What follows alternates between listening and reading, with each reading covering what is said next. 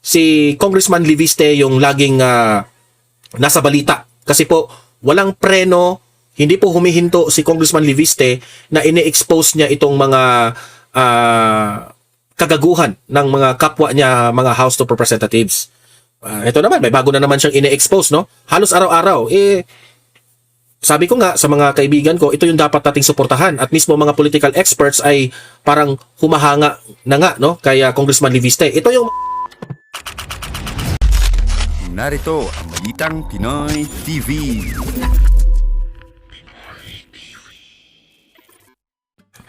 Okay, at ito, panibagong vlog na naman, no? Isang araw na lang ay Pasko na, okay? So, in behalf of the Donmar TV, I would like to officially say Merry Christmas sa ating lahat, okay? At maraming salamat po sa pagpatuloy na pagsuporta ninyo dito sa ating channel. At ako naman, no, ay laging nakahanda na ilahad sa inyo ang mga latest updates patungkol po sa ating politika, sa gobyerno at sa bansa natin sa Pilipinas, no? Handa po tayong isisiwalat sa inyo ang katotohanan. Lagi naman yan dito. Yun po ang ating pinanghahawakan na tayo po ay magbabalita sa inyo ng tunay na opinion natin, reaksyon sa mga nangyayari, okay? So heto nga ngayon, ang pag-uusapan natin ay trending na trending itong si Congressman Liviste ngayon. Kasi po, marami na po ang mga nagsasabi na itong si Congressman Liviste ay dapat nating protektahan kasi po siya lamang po ang tanging kongresista na nag-e-expose sa mga kabalastugan ng ginagawa ng gobyernong ito. Marami man dyan, meron pa man mga matitino dyan, no, sa House of Representatives, kagaya nila Congressman Paulo Marcoleta, sino pa ba, sina Irice, marami pa dyan. Pero sa ngayon kasi, si Congressman Liviste yung laging nasa balita. Kasi po, walang preno, hindi po humihinto si Congressman Liviste na ini-expose niya itong mga kagaguhan ng mga kapwa niya, mga House of Representatives. Ito naman, may bago na naman siyang ini-expose, no? Halos araw-araw. Sabi ko nga sa mga kaibigan ko, ito yung dapat nating suportahan. At mismo mga political experts ay parang humahanga na nga, no? Kaya Congressman Liviste. Ito yung mga batang congressman, kagaya nila Kiko Barzaga, na hindi po takot na mag-express sa kanilang mga sarili. Sabi ko nga, sa susunod siguro na eleksyon, yung iboboto natin, yung mga batang congressman na, di ba? Kasi po, sila po yung hindi natatakot at sila siguro yung pag-asa ng bayan, no? At wag naman nating iboto yung mga batang kongresista na yung mga communist, yung mga yung mga aklaan dyan. Wag yung iboto yun kasi iba yung pananaw doon sa bansa natin, di ba? Wag yun. Ang ibig kong sabihin, itong kagaya ni na Kiko Barzaga, Congressman Liviste, marami dyan. Marami namang meron rin mga batang dyan, mga kongresista dyan, mga hambog. Sino yan? Si Charis. Yung Charis, Congressman Charis dyan, hambog yan. So ngayon, ano bang nangyari kay Congressman Liviste? Pag-usapan natin yan kasi meron siyang bagong expose patungkol po dito kay Ridon. Alam naman natin, maingay itong si Ridon. At tama itong sinabi ni Joey na Congressman, tuloy lang ang laban, stay alive. Mamaya, pag-usapan natin yung patungkol kay Congressman Liviste, ang mga detalye dito sa kanyang in-expose, okay? Okay, so yun po pag-uusapan natin. Pero guys, bago natin ito pag-uusapan, help me po na i-like muna ha at i-share itong video na ito para guys kakalat ito sa taong bayan. Okay, sabay-sabay nating i-like muna at i-share itong video natin, Facebook at YouTube. 1, 2, 3, go! Okay, like and share para maraming makalam. And also guys, paki-subscribe at paki-follow ito para lagi kayong updated sa mga balita na kagaya nito at ma-notify ang inyong mga cellphones kung meron tayong breaking news. Okay? So, kagaya nito, breaking news ito. So, sabay-sabay natin i-follow, i-subscribe, Facebook at YouTube. Ready? Follow, subscribe. 1, 2, 3, go! Ayan, thank you very much. Ito tayo dito kay Liviste. Ito. Tumpak na tumpak itong si Liviste ngayon. Ito ha. Shinare ito ni Ma'am Joey, ating kaibigan na vlogger. Sabi niya dito, Leandro Liviste is our Christmas gift. Congressman, tuloy lang, stay alive. Bakit nasabi ni Ma'am Joey na itong si Congressman Leandro ay Christmas gift ng mga Pilipino? Why? Because ang mga Pilipino po ay niloko na. How many billions of pesos ang kinuha nila sa atin, mamamayang Pilipino? Tax po natin yun lahat. Okay? Pera natin yung kinawat nila, yung kinuha nila.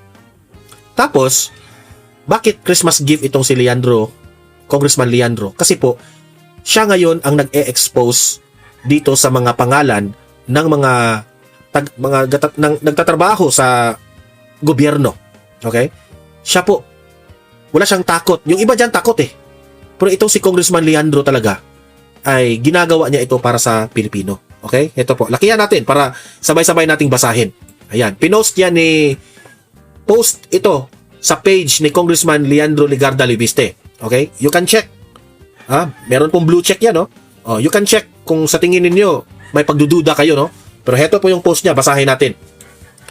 Bakit iyong buong 150 million insertion sa 2025 DPWH budget ng Bicol Saro Party List na kinakatawan ni Congressman Terry Ridon, good luck Terry Ridon, ay na-award sa Bicol Gold Rock, ang pinakamalaking kontraktor ng Camarines Sur?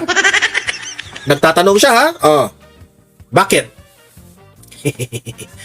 Terry Ridon, it's time for you to answer this question.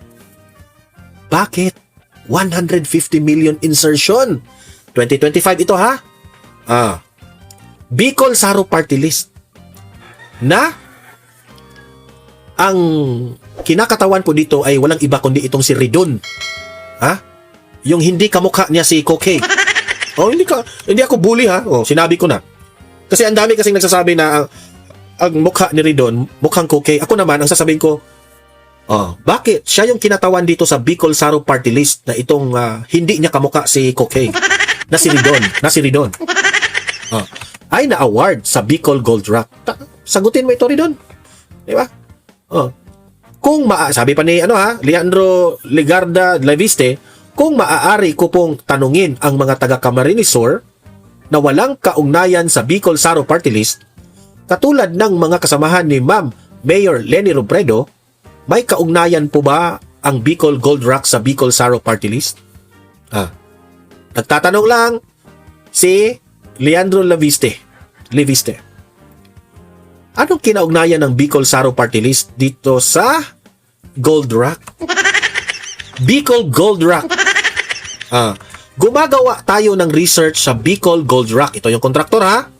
Dahil ito at ang GCI Construction and Development na pag-aari ng pamilya Ibasco ay isa din sa mga top DPWH contractors sa unang distrito ng Batangas. Pamilya Ibasco nakakubra ng 40 billion infra project sa buong Bicol region. Grabe! Ridon, kung may alam ka patungkol dito, ipaliwanag mo. Ayan, ipaliwanag mo. Hindi man kami nag-aakusa, si Congressman Leandro, hindi man nag-aakusa, pero in-expose lang niya ang mga pangalan sa mga insertions. Kasi dahil dyan sa mga insertions na yan, dyan nagsimula ang mga kalokohan ninyo. Okay? Ano sa tingin ninyo? Tama ba itong tanong ni Congressman Leviste? Ilatag nyo dyan. Anong masasabi nyo dito? Okay? Anong masasabi nyo dito? Kasi ito naman kasing si Congressman Leviste. May copy kasi ito siya kay bago pumanaw itong si Yusek Cabral, nakuha kasi niya yung copy. Kasi ito yung sabi ni Malutikia rin, Ito. Yan. Di ba? Anong sabi ni Malutikia? Secretary Vince Dizon, release the full Cabral list if truly for reform. Kasi, kung maalala po natin, laging nababanggit po ni Secretary Vince Dizon na kapag siya na raw yung DPWH ay siyempre nagmamayabang siya na transparent na ngayon ang DPWH sa pamumuno niya, di ba? Ngayon, Vince Dizon, if totoo kang transparent sa flow ng DPWH dyan, hinahamon ka ngayon ni Malutikia na i-post mo na ang list ni Cabral, yung sa 2025, para malaman po natin kung sino yung mga nag-i-insert. Diba? Kasi, itong si Congressman Leviste, binigyan niya ng copy itong si Vince Dizon. Now ngayon, itong si Congressman Leviste, naghihintay siya kung i-post ni Vince Dizon yung copy for the Filipino people. Siyempre, marunong rin itong si Congressman Leviste na rumispeto. Kaya sabi niya, ayoko munang pangunahan. Kasi meron rin copy si Congressman, Congressman Leviste. May copy rin siya. Pero ayaw niya mag-post galing sa kanya. Gusto niya galing kay Secretary Vince Dizon. Kasi po, siya po yung secretary ng DPWH. Gets niyo na? Wala po, congressman laman siya. Mambabatas laman po itong si Congressman Leviste. Ang may karapatan at may parang karapatan. Ang merong karapatang mag-post ay si Secretary Vince Dizon sa DPWH.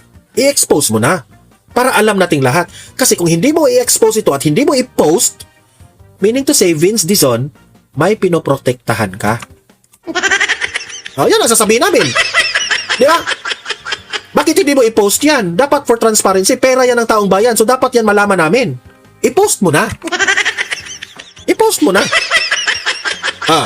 Kaya ito si Malutikia, hinamo niya si Vince Dizon. Secretary Vince Dizon, release the full Cabral list if truly for reform. If not, Representative Leviste, do ultimate sacrifice. Make the list public. Ayan. Nananawagan po si Malutikia kay Congressman Leviste. Kung hindi po i-post ni Secretary Vince Dizon ang listahan na yan ng insertions, ikaw na lang ang mag-post.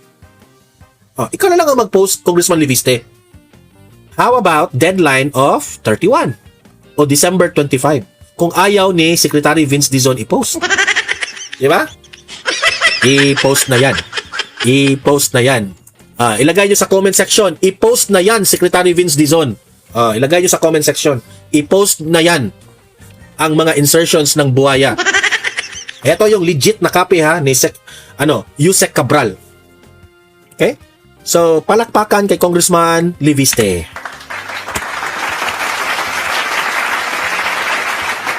Diba? So, ang akin lang dito is Christmas gift na lang ito sa taong bayan. Kasi, sa totoo lang, malungkot na nga ang Pasko ng taong bayan kasi ninakawan na ng pera ng gobyernong ito, di ba? Kahit yung listahan na lang sa mga nag-insert, okay?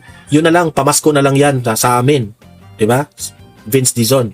Kasi kung ayaw mong i-post yan, mapipilitan si Congressman Leviste na siya na lang ang mag-post bilang Christmas gift ng taong bayan.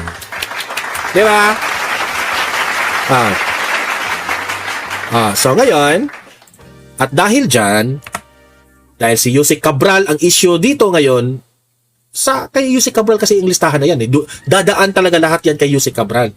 Ngayon naman, talking about Yusek Cabral, ay nagsalita na po itong si John Vic Rimulya sa kanilang findings kung ano na ang nangyari, kung ano na ang tunay na nangyari di umano dito sa pagpanaw nitong si Yusek Cabral. At kayo nang humusga, taong bayan, kung maniniwala kayo kay John Vic Rimulya. Yan, John Vic Rimulya, pasok! Play! This happened during the weekend. Now, what really happened? Did Cabral, number one, did she commit suicide? Was it an accident? Or is there a possibility it was foul play? Ano nangyari? Precisely why we conducted an extensive investigation is because the first part of the incident was bungled by the police. So we followed it up. Timeline goes 10 o'clock. She arrived at the very scene where she jumped, and she sat at the ledge, and you saw the dash cams that showed it. The police passed by. They said you cannot park there, so she went back. She went back up to the Hotel Ion. They arrived at Hotel Ion at around 11. At around AM. Okay. They ate lunch. She stayed in the room. Then she asked her driver to bring her down at 2 o'clock. At 2 o'clock, she stopped by the very same place where her picture was taken, where the selfie was taken. And she asked the driver to mauna ka na. And the driver, understanding that, he would meet her back in the hotel. Because that's how they do during... Marami ring nagtataka, bakit nakakuha pa ng selfie? Is that part of the plan, yung selfie? Hindi, nagtatanong lang tayo kasi nagsiselfie yung driver, parang alam niya na merong mangyari. Para ito yung ipapakita kong selfie kung sakasakaling mangyari na. Ganun yung mga comments sa taong bayan Bakit nakahanda talaga yung selfie kung sakasakaling pumanaw siya? Ito, ebidensya, selfie kami, nandyan siya. Nagtaka niyo kami. Is that part of the plan? Is that part of the script, yung selfie na yan? Tatanong lang tayo Inspection, sir. So he put gas 2 kilometers away, turned around. When he turned around, she wasn't there, the ledge anymore. So he thought that the former USEC went back to the hotel. He arrived at the hotel at 4, searched for her until 5, and reported the matter to the police at 5. They went to the site at 6:37, and then there were climbers who went down, and they saw the body of Yusek Cabral. Okay, so number one, Yusek Cabral went to that exact spot twice that day. Twice that day. Oh, sa umaga at sa hapon. Grabe, no? Twice that day. So may plano talaga siya. Kung anong plano niya doon? The first time she sat down. The second time, apparently, she jumped down. We have the autopsy reports. Number 1, the car that they used has no signs of struggle. Ito na nga mga kabalita. Ano na ang masasabi nyo patungkol sa balitang ito? Please comment down below mga kabalita. Pag-usapan natin yan sa comment section. At kung di ka pa nakasubscribe sa ating channel, baka naman